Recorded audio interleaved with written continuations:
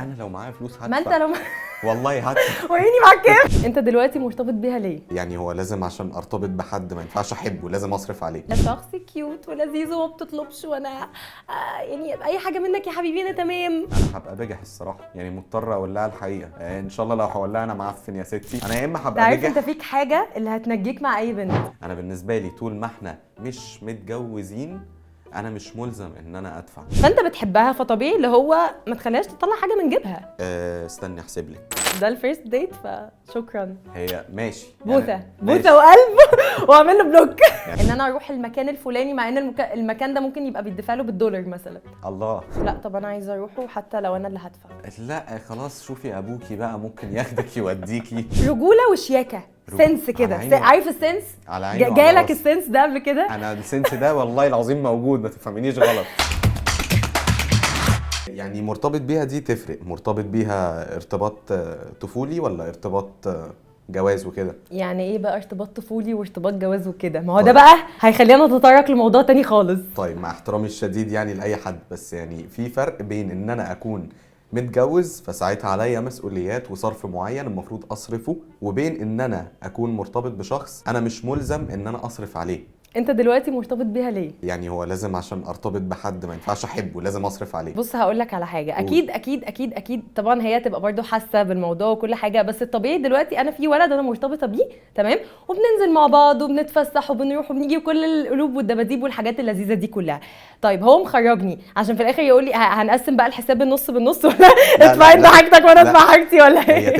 هي تفرق. انا لو انا اول مره انزل مع البنت اكيد طبيعي ماشي ان انا هدفع.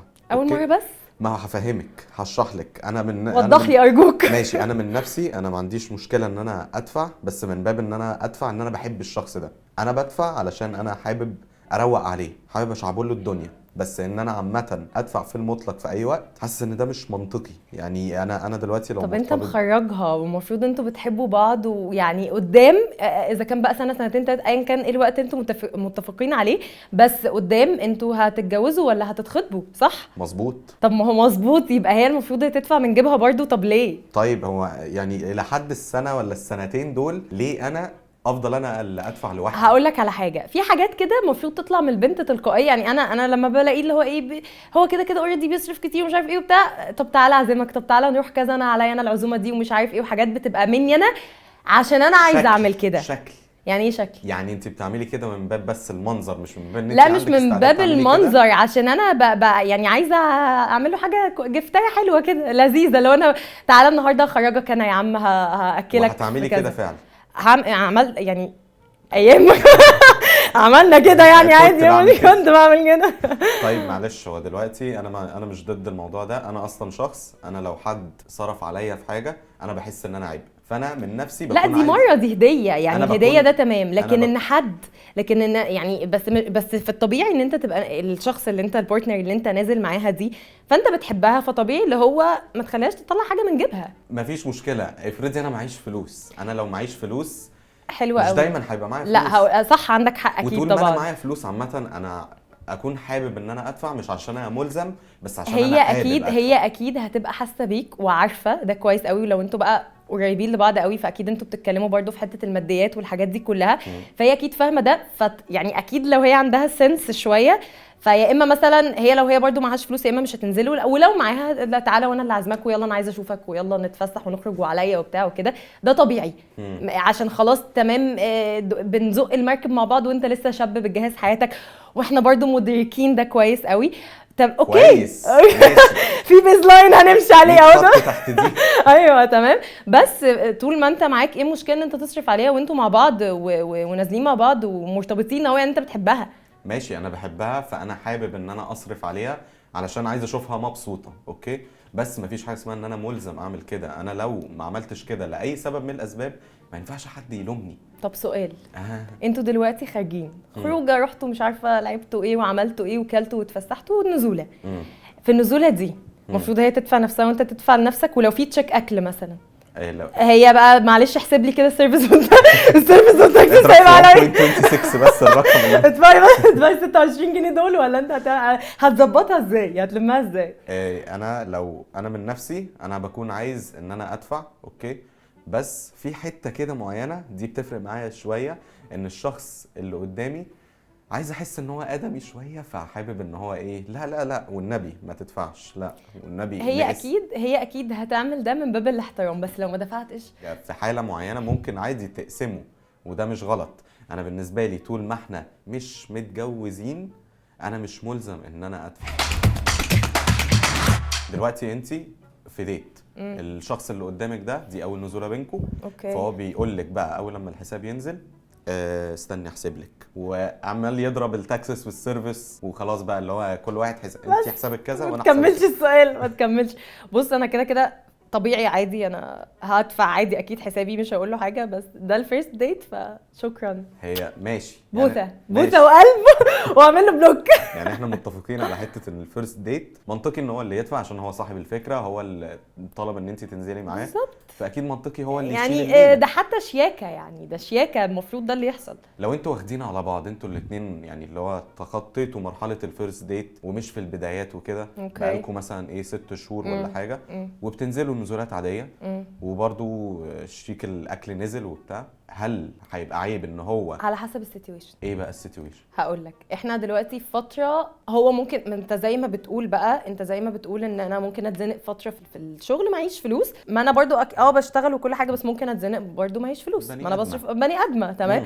فهو المفروض احنا واخدين على بعض، فمعنى ان احنا واخدين على بعض فاحنا عارفين ظروف بعض، انا عارفه دلوقتي امتى هو الدنيا معاه بايظه وامتى انا الدنيا معايا بايظه، فاكيد لو انا الدنيا معايا بايظه اكيد مش هيعمل كده. اوكي تمام. وفي نفس الوقت انا لو شايفه ان هو الدنيا معاه بايظه اكيد انا برضو مش هعمل كده، مش هنيجي على بعض، بس خلينا واضحين ان طالما الامور تمام، ان هو معاه فلوس، انت راجل، يعني هو طالما انت متاكده ان هو معاه فلوس فهو لازم يدفع في كل الحالات. مش فكره، انا مش بقول الزام، بس فكره ان دي رجوله وشياكه، سنس كده، عارف السنس؟ على عيني جالك السنس ده قبل كده؟ انا السنس ده والله العظيم موجود، ما تفهمينيش غلط. انا مش عايزه افهم غلط.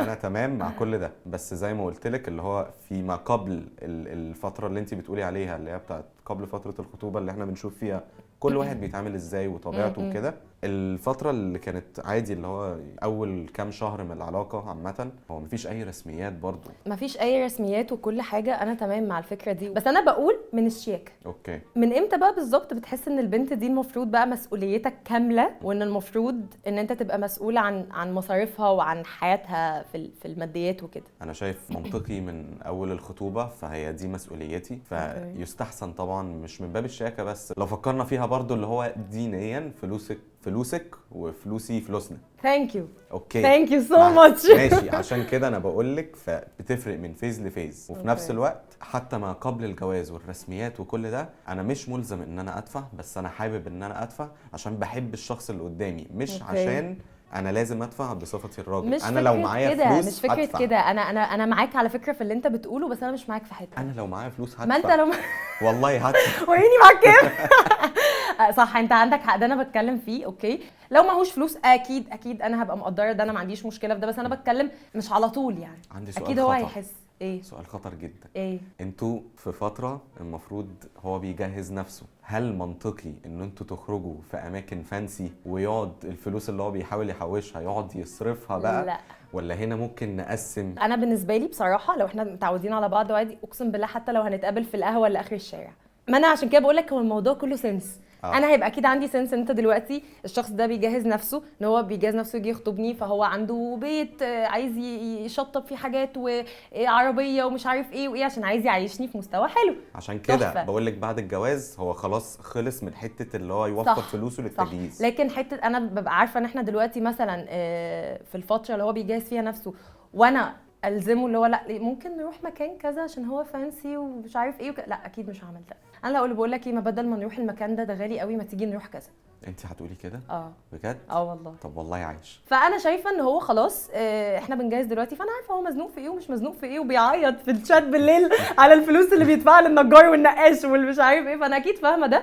فتلاقيني انا بقول له لا، ما بدل كذا ما تيجي نلفلف نكروز بالعربيه، نشرب حاجه بنزين. ونروح بنزينه صح، تشيلها وتأثرت معانا في ايه يعني. الحاجات دي كلها المهم ان انا اشوفك وتمام. and even if لو في النص كده عايزين نكسر الروتين بقى بتاع اللي احنا بنتقابل ما بنعملش حاجه غير ان احنا قاعدين على كافيه، ممكن نعمل اكتيفيتي حلو، مش لازم تبقى حاجه هاي بادجت مود طالما هو في الفتره اللي انت بتتكلم فيها دي. حجز كوره مثلا، بدل مش عارف آه. ايه، نلعب كاياكينج، نعمل اي حاجه، نتبسط، المهم حاجات نتبسط. في الحنين، حاجات في الحنين علشان بالظبط. برضو نراعي ان هو في صح. فترة تجهيز. هو دي مش انا تمام. يعني انا مش بكون ببخل على الشخص، بس انا لو اتمنى الشخص اللي قدامي يبقى متفاهم كفاية صح. عشان يستوعب ان انا مش ببخل عليك، انا بس بجهز نفسي للحاجة الاكبر. اتقل تاخد حاجة حلوة.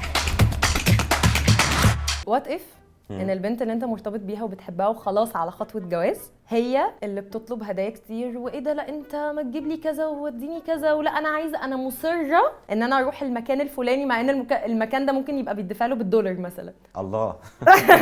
ما في اماكن كده كتير فاهم. آه. فاللي هو لا انا عايزه المكان الفلاني، وعايزه الديت في الحته الفلانيه، وعايزه كذا، وهتعملي بروبوزل امتى، والبروبوزل مش هقبل الا اقل من تامر عاشور يجي يغني لنا مش عارف ايه حاجات كده. لو لقيت ان هي بتعمل الجزء ده هتعمل ايه وانتوا ماشي. خلاص قبل الجواز، يعني قبل الخطوبه بحاجه لو انت رايح تتقدم؟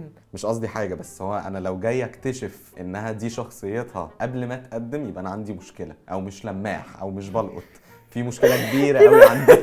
اكيد ما كانش عقلك في وعيك وده. يعني هي كانت كده بتخمني تقريبا، يعني جايه تفاجئني دلوقتي انها شخص مش هقول مادي، هقول عادي، نفسها تعيش في لايف ستايل مميز شويه. اوكي. بس هي اكيد المفروض يبقى عندها سنس. فانا بالنسبه لي انت لسه عقلها صغير شويه، مع احترامي الشديد، بس انا ما احبش ان الشخص اللي معايا يكون هو طالب مني هدايا. الهدايا دي بتتجاب يعني. انا مش قصدي هدايا بالمعنى الحرفي، يعني قصدي بتلاقيها بعتلك بالليل وانتوا قاعدين بتتكلموا تيك توك، بص المكان ده، تدخل تشوف المكان ده تلاقيه لازم ادوق عند الشيف براك دلوقتي حالا.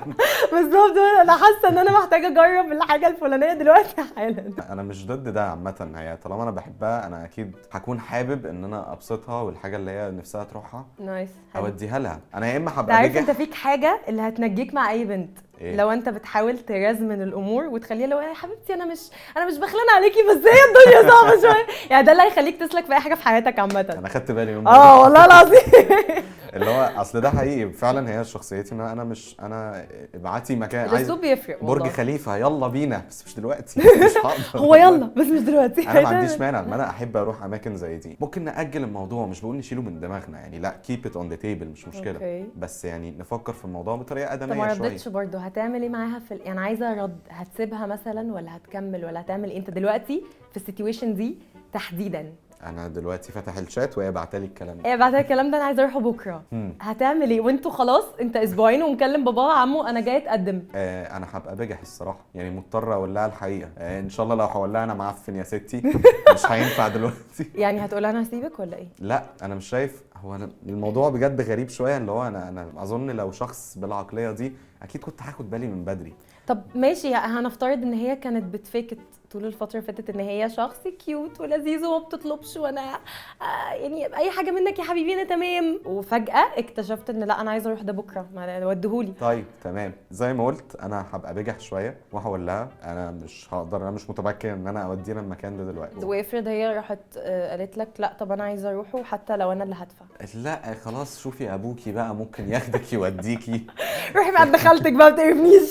اللي جاي من الامارات ده كلام انا هقوله لها بجد. يعني ان انا دلوقتي عليا مسؤوليات وبحاول ابني نفسي، المفروض ان انا بحبك فانا عايزه اعمل لك حاجه كويسه وكده، وببني نفسي عشاننا، يعني انا ببني نفسي عشان I'm doing this for us.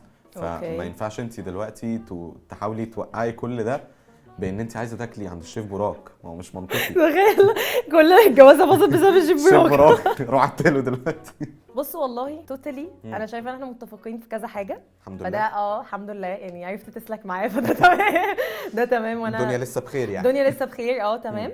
فنشوف ممكن يبقى في ناس تانية رأيها تقول لنا في الكومنتس لو رأيهم في حاجة مختلفة، مختلفين معانا، مختلفين في حاجة احنا بنقولها، فقولوا لنا رأيكم في الكومنتس ونشوفكم بقى الحلقة الجاية ان شاء الله.